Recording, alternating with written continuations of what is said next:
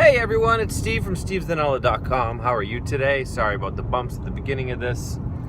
So, a few things I want to talk about today. The main one being about dealing with anxiety in relationships, not just with loved ones as far as wife, husband, boyfriend, girlfriend, or even family members, but just relationships in general, people you meet, people you talk to. But before I get into that, just real quick, if you're watching this, do me a favor, hit the subscribe button, or at minimum, hit that little like. It helps share out the videos, helps get the content out there. I try to get these videos out so that I can help as many people who struggle with anxiety, who struggle with panic attacks, who struggle with depression, who struggle with dealing with their feelings. So the more people who get this, you never know whose hands it's going to fall into and how it might help them. So give it a subscribe, give it a like, and hey, if you're up to it, give it a share. All right, back on topic, relationships. Relationships, they can be challenging no matter what. For two people who are completely healthy, completely comfortable in their own skin, trying to merge two lives can always be very difficult. When you throw in the mix a mental disorder like anxiety or bipolar or depression, it becomes even more complicated. The reason is that when you are suffering from something like this, the way your brain processes information, it can be deceiving. It can be deceiving not only to the person you're dealing with, but it's deceiving to us as the people with the disorder.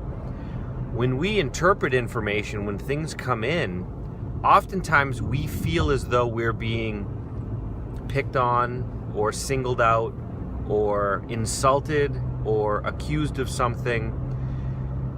We interpret the information that comes in very, very differently. So in my life, a lot of my relationships, I've had struggles because what the person says to me, but what I hear are often very different, and that can put a strain on a relationship. For me, trying to get to the other side of anxiety and processing how my brain thinks and the neurons function, I'm always questioning the meaning behind things in such a way that it doesn't become distracting or it doesn't create a lot of unwanted thought or neuroses over analyzing what people are saying, but just being aware of if there is or isn't a filter that I might be putting on what's being said, so that I'm not going on the defensive because my wife is asking me if I remembered to do something. This is a common one in my marriage, because with my anxiety, with the issues that I've had, I have a really poor short-term memory. Part of it is just the functionality of my brain, and part of it is because when I start to get amped up or anxious, I get that brain fog. It's hard to engage the front part of my brain that locks in on focus, so it's harder for me to retain that type of information. And then when I am feeling anxious, it's also difficult for me to recall that information that I had memorized. So my wife may make a point to tell me to do something, and in the moment I hear her and I try to remember it, and then something happens that makes me a little anxious or throws me off, and I don't recall what I'm supposed to do. I forget in the moment, and then later on when I'm asked if I did it, what ends up happening is oftentimes I would find myself getting very defensive. Unfortunately, the defensiveness would get directed towards my wife, but what was really happening was that I was recognizing that my brain didn't process the information properly, and I was frustrated at that. I was frustrated with myself. And oftentimes a defense mechanism for us when we feel frustrated or angry with ourselves is that we take it out on the person that is causing us to feel that way.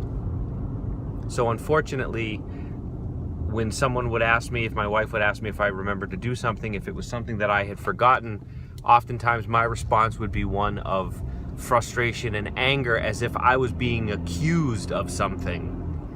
And this puts a strain on a relationship. It's hard to have, because from her perspective, she's simply asking me a question, and then suddenly I'm attacking her. So to her, I'm the one who's escalating a very simple situation, but in my mind, she's the one who's escalating it, even though she's not. And there's a part of my brain that recognizes and understands that, but it's often not the part of the brain that initiates in and first. That comes after, with some self-reflection. And what I've managed to work on is closing that gap between the question and the realization that I'm not being interrogated, I'm simply being asked a question. So one of the ways to work on this, especially in a relationship, and it's hard to, not knowing individual relationships, but from my perspective and what I've done and tried to work on for myself, is the first, it always seems to come back to this, but being self-aware, trying to take that moment, that pause, to ask yourself, am I being interrogated really, or is she just simply asking if I did something that I told her that I would do? Try to keep that anxiety level down by being aware of the situation. And if she is asking with a bit of frustration, because, let's be honest, if I were to ask someone to do something and they would tell me that they were going to and then they didn't, that might cause some frustration with me.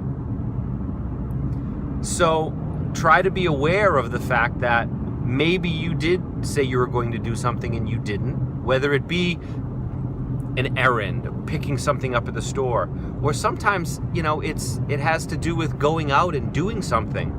Oftentimes when my social anxiety was really escalated, I would commit to doing things because in the moment that the request came in, I was feeling really good. But then as the event got closer and closer, the anxiety built, and by the time that moment came, I was looking for any excuse to get out of it. And if a fight with my wife or a fight with a family member could give me that excuse to say, well then fine, I'm not going, oftentimes I'd take it. And I bet a lot of you out there do the same thing. So try to be aware, try to keep an eye on things as the relationship's going on, and as those moments arise where you're mindfully communicating, not only mindfully listening, but mindfully interpreting what's being said, processing, thinking about what's being said, and how you're taking it in. Are you being defensive? It's not a question of being overly sensitive. That's a very different situation. You're processing the information a certain way. The emotions that arise from that processing are natural. It's the processing part, the part that initiates the emotional response. That's the part that we need to adjust. So awareness is a great place to start. And then the other part is, I guess for me, is the idea of being humble in the fact that you're recognizing and owning your shortcomings and your flaws. I find oftentimes part of my apologizing for a situation is the fact that I'm apologizing for the fact that my brain processes things the way that they do. Unfortunately, oftentimes that comes after the fact. That comes after the argument, after the blow up, after the emotional response. So trying to stay as open and as understanding as you can, because from our perspective, from the person's perspective with the disorder, the issue is more about, we have in many ways felt attacked, but that's not what happened. That's not from the perspective of the person who asked us the question. So many times we defend our position, and instead of apologizing, we expect the apology. Try to be open to the idea that maybe the way it was presented to you wasn't exactly the way it was meant. And by that I mean maybe the lens that you saw the comment or the situation take place wasn't truly accurate, and is something that, you know, you need to think about a little bit differently and be a little more aware of the fact that you process that information a little bit differently, and do your best to explain that to the person that you're with, and let them know that it's difficult. Sharing this type of information requires vulnerability, and I know a lot of people who struggle with these things. Oftentimes they say the other person doesn't understand me. Well, it's hard for them to understand someone who oftentimes doesn't fully understand themselves, and that's the situation that I was in. So the more you learn about it, the more you can share that with your partner. Because like everything else in our lives, these are the parts of our lives that we have to share with the people who mean the most to us. And unfortunately, our disorders are a part of our life. It's not something that we can shy away from. It's not something that we can wish to go away and just have it magically disappear. And if you're with the right person, if you're with someone who truly loves you for you, they'll be willing to understand this like anything else, like any other part of your life, anything that's important. They should be willing to take the time to understand it and learn how these things work and how you process information. So relationships are tough, especially when you throw a mental disorder into the mix, anxiety, depression. Try to be aware, try to be self-aware in the situation.